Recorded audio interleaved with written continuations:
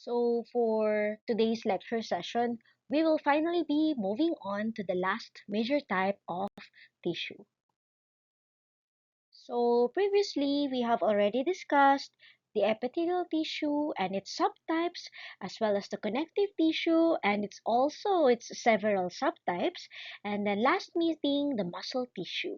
So, for this time around, we will be finally discussing the last among the four major types of tissue, which is our nervous tissue.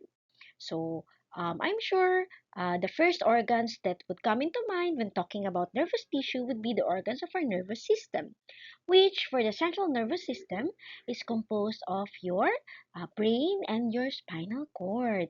And then for your peripheral component of your nervous system, you would have your ganglia as well as your nerve trunk fibers. So it is very interesting because for today we will be talking about the nervous tissue and describe the characteristics of the building blocks that composes our nervous system. So again, we have our slides showing the different building blocks that we have talked about before. And for now, we have already talked about our epithelial tissue, our different types of connective tissue, and then we also have talked about the different kinds of our muscle tissue. Okay, so finally, this time around, we will be adding more photos uh, that will show the presence of our nervous tissue. So here we can see that in this area, this is actually nervous tissue. This area as well, a section through your spinal cord and your ganglion earlier, a part of a nerve fiber trunk, and then also in between your the smooth muscle layers of some of your hollow organs, you can actually see nervous tissue in between them. So, um, hopefully, at the end of the session, we will be able to identify all of the building blocks of the tissues that we can see in the slides. So, what makes nervous tissue special? First, it is only nervous tissue among all the major types of tissue that is able to transmit impulses or electric signals. As such, it needs specialized cells, aka your neuron. That these cells are able to create and propagate um, external stimuli and then convert this into electric signals that the brain can actually process. Okay? Then you would also have the presence of neuropil, which is the area of the tissue which contains the connection points of one neuron to another neuron. So these are technically termed as your synapses, and basically it is where one dendrite of a neuron communicates with an axon of another neuron. Okay? Then, it is also a special characteristic of your nervous tissue uh, that is able to change its form and adapt, uh, especially if there is some kind of injury, it can compensate or it can regrow, or if there is learning and memory, the component cells can actually make its connection more strong and sturdy by creating more connections from one cell with another cell, creating more intricate branching of its cellular processes. So this ability to change and adapt to what is needed by the tissue is termed as your plasticity. And then it also has your limited extracellular matrix, no? So very unlike your connective tissue, your nervous tissue has a very limited extracellular matrix because there is a need for the fast rapid transmission of signals in between the cells, so it will help the tissue if there is no extra cellular matrix in between this cellular elements. Okay, so the nervous tissue mainly develops from the ectodermal layer of your early embryo, so the topmost part. So this is usually colored blue in your references. Okay, so this ectodermal top layer will eventually thicken up to form a plate and eventually form a groove, and then finally closing on itself, forming a tube. And then this tube will have more changes in its form, wherein it will become segmented, and then these segments will create subsegments, further subsegments, and some areas would have outpocketings, and these several areas will eventually turn into the subparts of your adult brain. Okay, so the key point is for majority of their nervous tissue, if not all, it is sourced, or the origin of your neural tissue would be the ectoderm germ layer. So the nervous tissue, as with all other types of tissue, is composed of cells and extracellular matrix. And as we said earlier, a key characteristic of your nervous tissue is it's highly cellular, and there is a very scanty or very little amount of extracellular matrix. Okay, and for the cells, the primary key cells of your nervous tissue would be your neurons. They are the ones with the ability to transmit and produce electrical impulses. Okay, while you would have your glial cells, which are basically the supporting cells of your neurons. So it is named as such because in the olden times they thought that all the glial cells function is to glue. So glia means glue, to glue the neurons with one another. But of course, as what we will learn later, this is not the truth, because actually there are several types of glial cells and they have very specialized and specific functions in order to support your neurons. And without these glial cells, the neurons will not be able to function well, and this will impair your actual nervous tissue. Okay, so neurons can be subclassified based on its function as well as based on its structure. Okay, under the types of neurons based on function, we have the sensory, motor, as well as the interneuron type. Okay? Then, under the different structures, we have the unipolar, and then the pseudo-unipolar, aka the fake unipolar.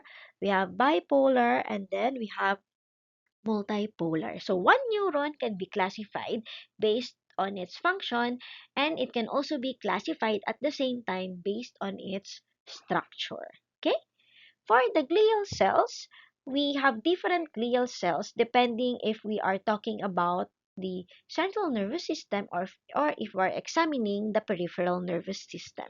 So in case of the central nervous system, so in this case, the brain and the spinal cord, the glial cells that we will examine or supposed to see would be your astrocyte, your microglia, your oligodendrocyte, and your ependymal cells. While for your peripheral nerve trunks as well as your ganglion or ganglia, we expect to see the presence of your Schwann cells and your satellite cells. And then aside from these neurons, your glial cells, we also have your neuropil. So again, the neuropil is actually the part of the nervous tissue which is composed of the connections of one neuron with another neuron. So these connections or interface is actually your synapses. So later we will learn that this synapses, this collection of synapses, is actually termed as your neuropil. Again, it is only the nervous tissue which contains this neuropil. Okay, so first let's focus on the neurons. Okay, so the basic structure of neuron, in this case a multipolar neuron in terms of structure, is that it would have a cell body. Okay, this cell body would contain your nucleus. Okay, see, this is the part of the neuron which integrates and processes the signal that is collected from other neurons or from external or internal stimuli. Okay, so the actual collection of the stimuli is done by the dendrites. Okay, these dendrites are like your um, there may be one or multiple dendrites depending on the specific type of neuron structurally, but the dendrites are responsible for the receiving of the signals. So the transfer of signal into the cell body, towards the cell body. Okay? And then after the signal has been integrated and processed in the cell body, it will then be transmitted away from the cell body through the axon hillock. So the axon hillock actually starts the action potential, which sends the signal away from the cell body via the axon. Okay, so the axon is usually the only one process. No, it's always not usually. It's always there's always a single axon, but the dendrite can be singular or multiple. Okay, so one neuron can have multiple dendrites, but always it should only have one axon.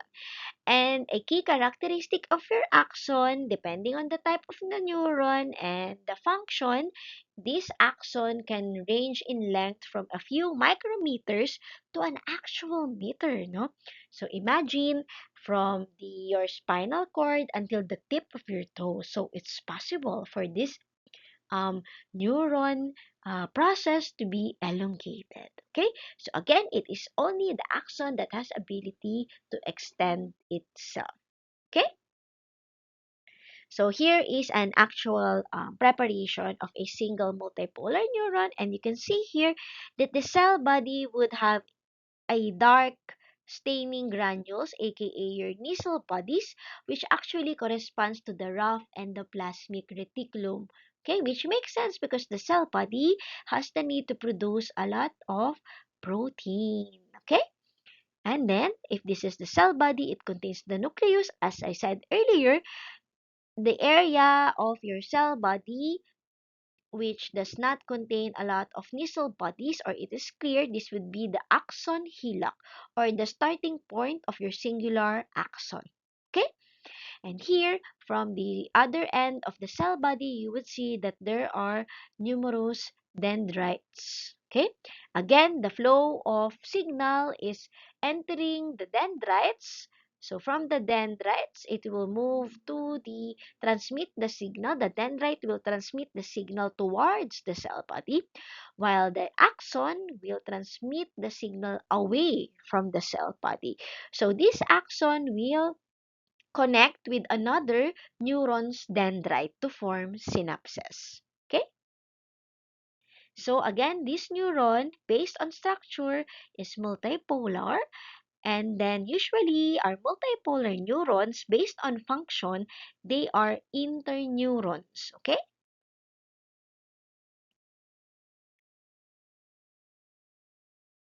Alright?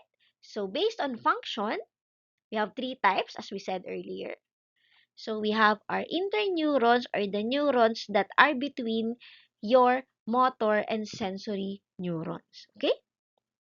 For the sensory neurons, these are the neurons that the main goal is to collect external or internal stimuli and translate it into electrical signal, and this electrical signal will then be transported either directly to a motor neuron or first to an interneuron before it can be processed, maybe the interneurons in your spinal cord or your brain or somewhere in the central nervous system, wherein this signal will be integrated and then processed, and then finally it will be sent out to the motor neuron because it is the motor neuron that will then send out a signal to the organs or wherever the specific part of the body that needs to react with the stimuli that was felt by the sensory neuron. Okay, so the most common example of endpoint of your motor neurons would be your muscle tissue, your skeletal muscle tissue. But of course, this can also be found controlling your glands and other parts of your organs. Okay? So, for your sensory type of neuron, it is usually found in the dorsal root ganglion. Okay? So, the ganglia is actually like a clump of cell bodies outside of your spinal cord and your brain, because usually majority of the cell bodies remain in your central nervous system. An exception is the ganglia, which is already a part of your peripheral nervous system. So the cell bodies, so this part that is found in the dorsal root ganglia, they are actually sensory neurons, okay? And structure-wise, they are unipolar or pseudo-unipolar, because as you can see here, there is only one process coming out of the cell body. But eventually, it will also divide. That's why it is not truly unipolar. Okay? For the truly unipolar neurons, they are usually found in the developing embryo, wherein there is only your axon first, and the dendrites have not developed yet. Okay? But in the adult case, the unipolar neurons that you would see would be mostly the fake or pseudo unipolar version. Okay? Again, they are the ones found in the ganglia. Okay, so one end of the process will receive signal, for example, from the skin, and then it will bring this signal into the interneuron somewhere between the gray matter of your spinal cord. And then this interneuron will then integrate the information and send an appropriate action or stimuli to a connecting muscle via a motor neuron. Okay, so another term for your sensory neuron will be your afferent neuron, and then for another term for your motor neuron in some references would be your efferent neuron. So they are the same thing, they will just have different names. Okay?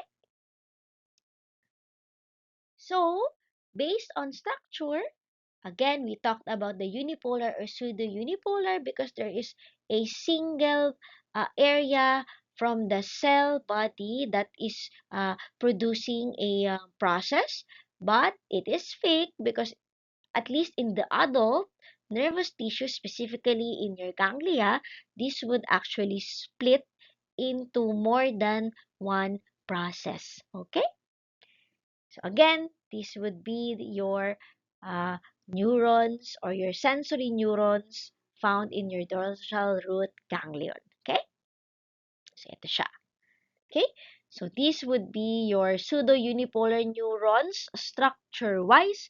Function-wise, this would be a type of your sensory neuron. Okay? Next, we have your bipolar neuron. Bi, which means there are two processes coming out of the cell body. One axon and one dendrite. Okay? So here is an example of our bipolar neuron.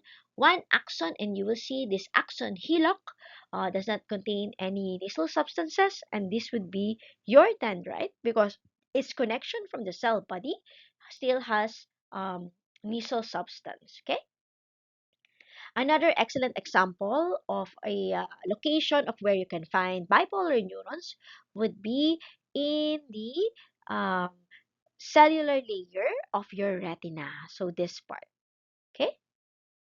So again, this bipolar neuron is sensory in nature. In this case, it is specifically collecting or sensing light stimuli in case of these neurons found in the retina.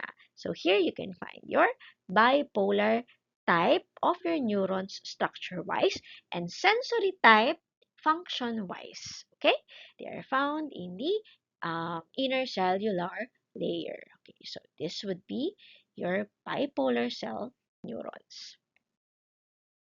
Lastly, the most ubiquitous or commonly found among the three types based on structure would be your multipolar. Okay, Majority of your neurons found in your central nervous system, in your spinal cord, and in your brain, specifically in the gray matter, they would be multipolar in nature. This makes sense because your brain and your spinal cord is the central processing unit of your nervous system.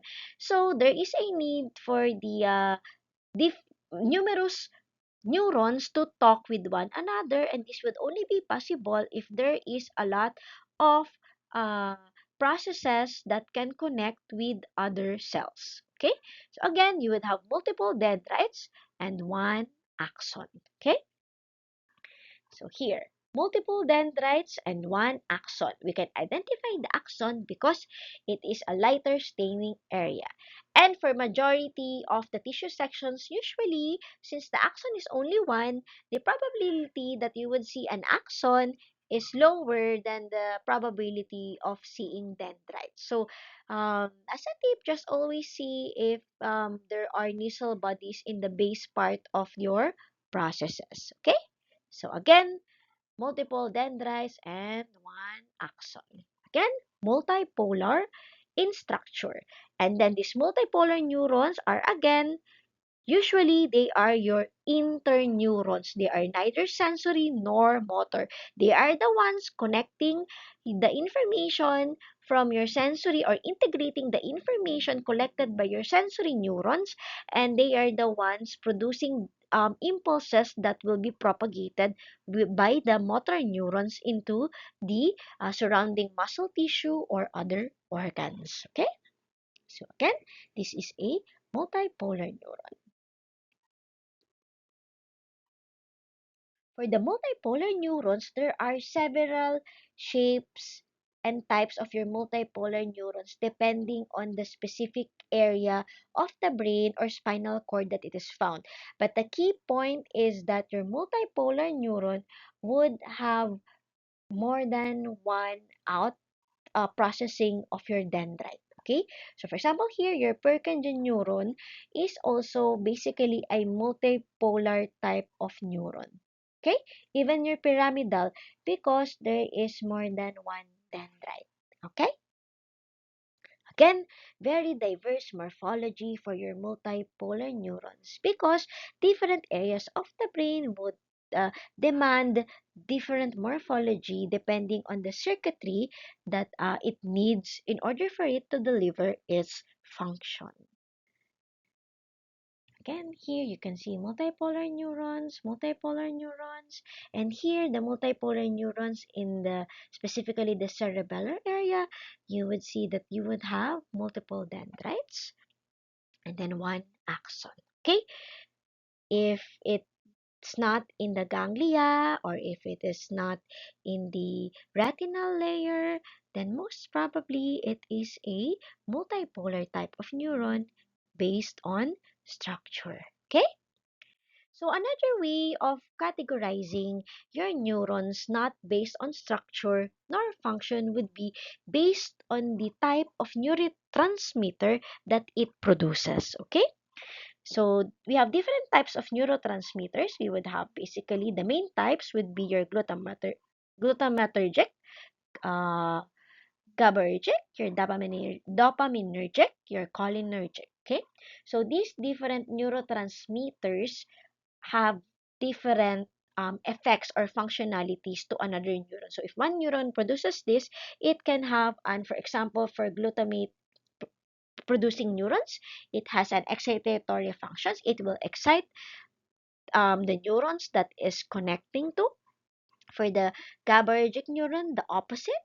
For dopaminergic neuron, these are basically neurons that are connected or related with um, reward, movement, and motivation, while cholinergic producing neurons are the ones involved usually in muscle movement, memory, and learning. So, in terms of neurotransmitter, it is very difficult to differentiate one type of neuron based which specific neurotransmitter one neuron is producing unless we use IHC or immunohistochemistry. So for example, this is an actual image taken from a study that we did or that I did during my postgraduate studies. And in here, we detected the dopamine producing neurons in the striatum and substantia nigra area of the mice model of Parkinson's disease, I think. And in the Parkinson's disease, the dopamine neurons are decreased. Okay, so you can see here that the brown signal is decreased when given a drug that selectively inhibits this dopamine. So this mouse eventually develops signs of Parkinson's. Again, the only way to say that these are dopamine neurons is because we used a marker, protein marker, we used antibodies to detect these neurotransmitters within the um, neurons. So if you will use HNE, you will not be able to differentiate this type of neurons from one another. Okay? Here is another example where in this time we used a marker for GABAergic neurons. Okay? So the GABAergic neurons are the red colors. Okay? And here is another one that I think, I think this is still dopaminergic, but as you can see, if we will not use IHC, we will not be able to see the brown color of your neurotransmitter. Okay,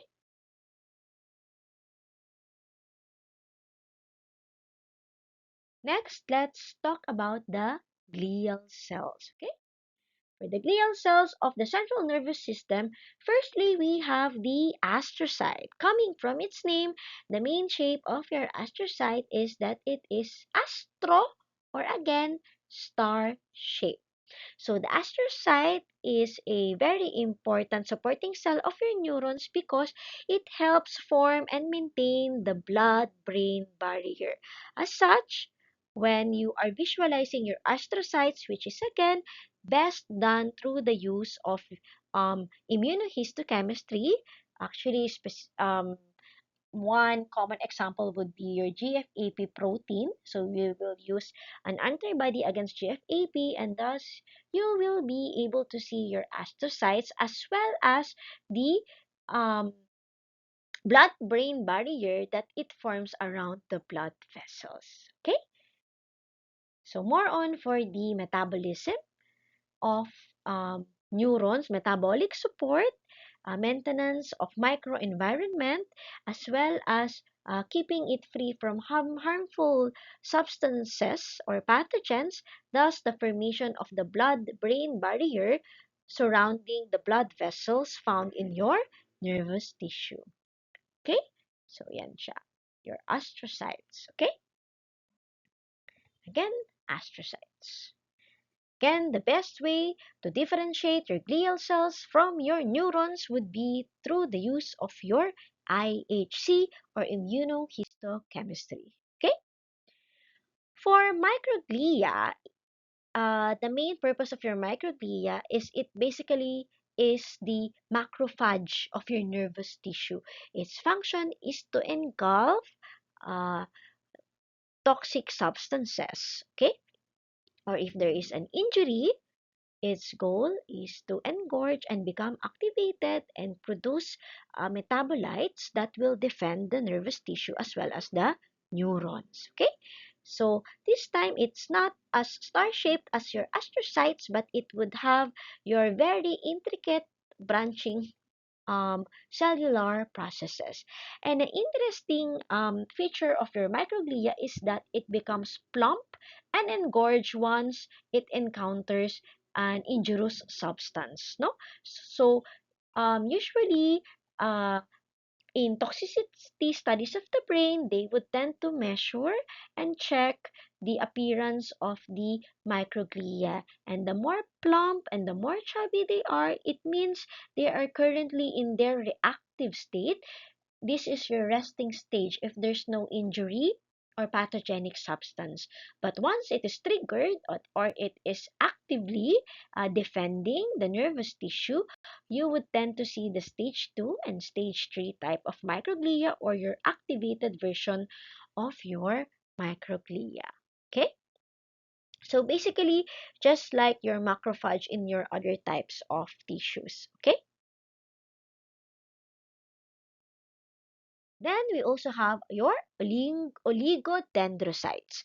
The oligodendrocytes of your brain and your spinal cord, its main function is the production of the lipid fatty white myelin sheath cover of the axons of your um, nerve cells or neurons within the CNS. Okay?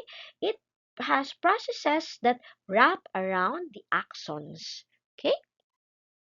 Key point is that these oligodendrocytes are the myelin-producing cells in your brain and spinal cord. Okay? So this is how it looks like under scanning electron microscope. And other H&E, if you will focus under the white matter, you would see your oligodendrocytes as round darkly staining cells. But again, it is best if we will use antibodies in order to be sure that these are actually your oligodendrocytes. The key thing is that most likely these are oligodendrocytes because you wouldn't have really cell bodies in your white matter because the white matter is mostly composed of your axons axon fibers surrounded by your myelin sheath. Okay, that's why it is color white grossly, and that's why it's called white matter because again, the myelin sheath is made up of lipids and it's color white grossly. Okay, and then we also have your ependymal cells. Okay, it is best visualized in the central canal lining the central canal of your spinal cord. So here you would see your ependymal cells. And some references would say that these ependymal cells are epithelioid or epithelial-like in nature because, as we said earlier, with epithelial tissue, they would be the ones lining cavities or canals. But the key point is your ependymal cells would not actually have your basement membrane. That's why it does not meet the requirement of your typical or classical epithelial tissue because your epithelial tissue should have first your cells and your basement membrane. But since it doesn't have basement membrane, so it's just epithelial-like or epithelioid in nature. But in the viewpoint of your nervous tissue, your ependymal cells are considered as glial cells under the central nervous system. And the primary function of your ependymal cells is to actually produce the fluid that is found in the central canal. So your cerebrospinal fluid. Okay? In the peripheral nervous system, you would have your Schwann cells. So the Schwann cells are basically the counterpart of your oligodendrocytes. If the oligodendrocytes are the myelin sheath producing cells in your brain and spinal cord, in the peripheral nerve trunk fibers, you would have your Schwann cells, no? So these Schwann cells, they are responsible for enveloping your very long axons, okay? So here, again, you have only one axon, and as we said earlier, the axon can be as short as a few micrometers. In that case, that axon would most like, since it is short, it would not need extensive myelin sheath formation, so it will be termed as unmyelinated. But for the myelinated um, axons, you would have your Schwann cells here. So what happens is one Schwann cell would envelope or uh, wrap multiple times around a segment of your axon. Okay? So ito siya. Okay? So, if the axon is very long, for example, the axon of a neuron from your spinal cord going into the tip of your toe, so it's almost a meter, no? So in that case, there will be the multiple uh, layers of your myelin sheath enveloping one axon. But if the axon is shorter, what it will do is it is technically unmyelinated because there is no multiple layers of your Schwann cell surrounding a single axon. In fact, a single Schwann cell will be shared by multiple axons. Okay, so there is no thick myelin formation. As such, these axons are termed as unmyelinated axons. Okay, but be very careful. No, it doesn't mean that it is unmyelinated. There is no Schwann cell supporting it. There's Schwann cell in both your myelinated and unmyelinated axons. It's just that there is a difference in the way on how these Schwann cells surround or produce the myelin sheath in your myelinated versus your unmyelinated. Okay, so in actual preparations here, this is electron microscope prepared. Here you can see a single axon surrounded by multiple layers of your Schwann cell forming a thick myelin sheath. Thus, this axon is myelinated. Okay, while for a single Schwann cell being shared by multiple axons, you would have a very thin layer of the Schwann's cytoplasmic area. So these axons would be your unmyelinated axons.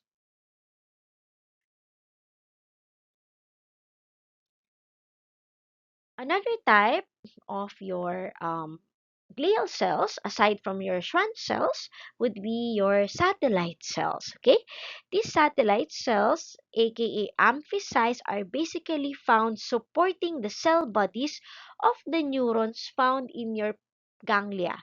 Okay, so you cannot find the satellite cells or amphicytes within your spinal cord or in your brain. Okay, so earlier we already talked about this, and we said that, oh, when you see this type of neuron, we can say that it is sensory function wise and it is pseudo unipolar structure wise, and apparently these cells which are surrounding it, so that's why it's called satellite, no, just like the satellites that are surrounding the earth, they are floating surrounding the outer area of the earth. um, they are the uh, glial cells which supports the neurons or the cell bodies found in your ganglia. Okay, so again, here, if the neuron is found in the ganglia, it would need the help of your satellite cells for its metabolic processes. Okay, again, this would be your satellite cells, and in the axon fibers, you would have your Schwann cells. Okay, as long as the axon fiber is located in the peripheral nervous system. Because if the axon fiber is still found within your brain or your spinal cord, it will not be the Schwann cell that will be producing the myelin sheath. Instead, it will be the oligodendrocytes. Okay? So how is nervous tissue organized? Basically, we have your gray matter. Okay, these parts, which is basically color gray grossly, that's why it's termed as gray matter, and your white matter, which is color white grossly. And the key point between this gray matter and white matter is that they will change positions depending if you are looking through the section of your brain or your spinal cord. Because in your brain, the gray matter is located in the periphery while the white matter is located in the central areas. Okay? While in the spinal cord, it is switched, no? Your white matter is located in the outer areas and the gray matter is located in the central areas. Okay? This makes sense because for the spinal cord, the spinal cord actually gives out your nerve trunk fibers, right? So it is only it makes sense that the white matter or the axons will be the ones in the outer area. And in the brain, as we all know, there are no nerve fibers sticking out, right? So all the nerve fibers or nerve trunks which are myelinated will actually be concentrated in the middle part wherein they will actually go inside and be connected to the spinal cord. Okay? Again, the gray matter is gray because there is the abundance of the cell body part of your neurons. Okay? While the white matter has mostly only the axon part. And these axon parts are myelinated by your oligodendrocytes. That's why it is white in color. Okay? So these nerve trunk fibers are actually organized into bundles, just like your muscle tissue that we talked about before. So again, you would have your epi, peri, and endo. And this time, because we are talking about the nervous tissue, the keyword is neurium, right? So if you remember, if it was the covering of the cartilage, it was chondrium. It was if it was the covering of your muscle, it was mesoum. If it was the covering of your bone, it was osteum. So this time around, it is neurium, and it is still somewhat the same organization. The smallest connective tissue component would be your endoneurium. It is the one that is immediately surrounding your individual axons and the myelin sheaths. And then a group of these endomerium surrounded axons will be surrounded by your perineurium. And then finally, a group of fascicles or nerve trunk fascicles will then be surrounded by your epineurium. So it says here that usually your perineurium and your endoneurium will look like loose connective tissue histologically, while your epineurium would contain more fibrous connective tissue, so you would expect to see more collagenous component. Again, the difference between your epi, peri, and endoneurium is best appreciated in your cross-section preparations of your nerve trunk. So I hope you will examine actual slides in the laboratory. Okay? So here you can see you would have your endoneurium. Okay?